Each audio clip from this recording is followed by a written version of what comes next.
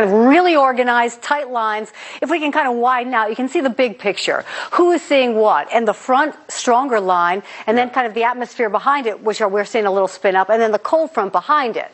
Yeah, and you've got this large area of what we call stratiform precipitation here, and then there's some little line segments within that. There's a warning now for Cullman and Morgan counties. These are moving northeast, I think, about 45 miles per hour. So, these are not the strongest storms in the world, but they don't have to be. They can be more modest storms just because there's so much wind energy in the atmosphere. They can tap into that. And so as these move across 65 here, getting up into Huntsville and into Albertville, an area where we do often see a very serious tornado threat. I don't think we're going to be looking at that tonight just because, again, it's a little bit more stable in this area. But still, you do have this damaging wind potential. It looks like that is making a beeline for Decatur right now. Some 60-mile-per-hour wind possible there, and that coming up into Huntsville as well. All right, so this severe thunderstorm warning for Calhoun, including the cities of Alexandria, Jacksonville, Piedmont, and Sacs until 9:15. And you can see that line, and you can see kind of the quadrant. And you can see the bowing out of that nature, thus allowing for that strong wind push right in the front. So what do you think those winds are? Yeah, well, it's interesting that bowing has been occurring for quite some time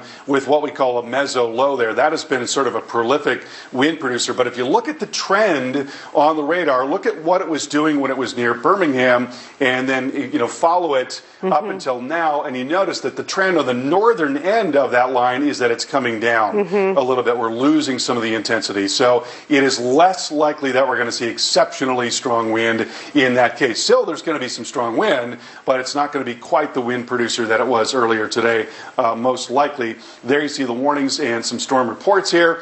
But look at all the reports that we had farther west. I mean, Birmingham really got smacked here. Tree down at the intersection of 16th and 15th in Birmingham. So that's the type of thing that we saw quite a bit of in Birmingham with that big line coming through. And hail size, 0.3 of an inch. I mean, last night around Dallas when we were tracking these storms, tennis ball, 2.3 inches in terms of hail. So this is certainly not negligible, but much smaller without that that incredible updraft that we saw last night. Can you imagine being in a tennis ball sized hailstorm? We saw all those wind chills that were damaged and destroyed. You put your umbrella up and hope for the best. Scary. But well, it's when we have 52 seconds. So when we come back, let's talk about also, this is very close to northwest Georgia, coming into western Georgia already. And the expectation was hours from now. Right. It's moving along a lot more quickly. It's being driven by this meso low here that is rapidly moving up into northwest Georgia. So, the modeling is showing us, probably coming in somewhere around 2 to 3 o'clock in the morning, especially in the west side, northwest side of the metro, and then gradually overspreading the metro through the morning hours into the pre-dawn hours.